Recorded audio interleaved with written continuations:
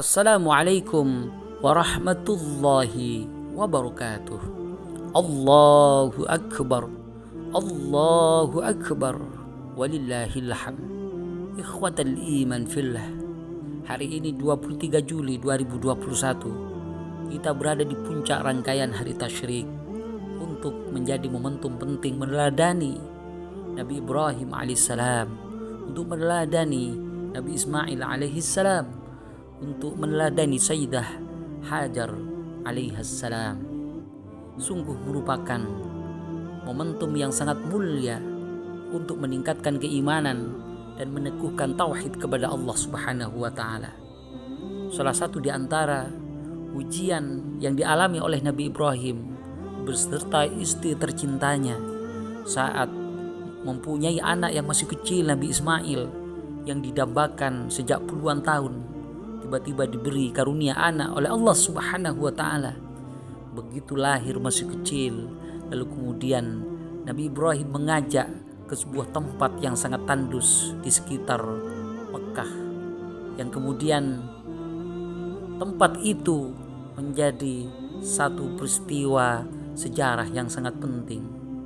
Di tempat yang tandus, di tempat yang gersang, Nabi Ibrahim membawa istri tercintanya Sayyidah Hajar. Ismail saat itu masih usia bayi, masih usia sedang menyusu, menetek sama ibunya Sayyidah Hajar. Karena tempat itu jauh dari peradaban, tidak ada tanaman apapun dari saking gersangnya.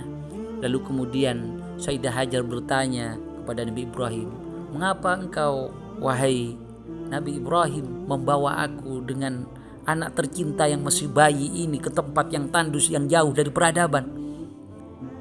Ahadza amrullah?" Apakah memang ini adalah perintah dari Allah Subhanahu wa taala?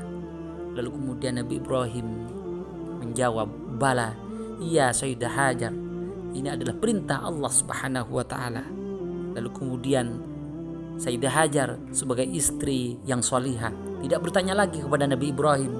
Lalu kemudian Nabi Ibrahim melanjutkan dakwah, melanjutkan perjalanan dakwah, menegakkan tauhid di hadapan Allah Subhanahu wa taala.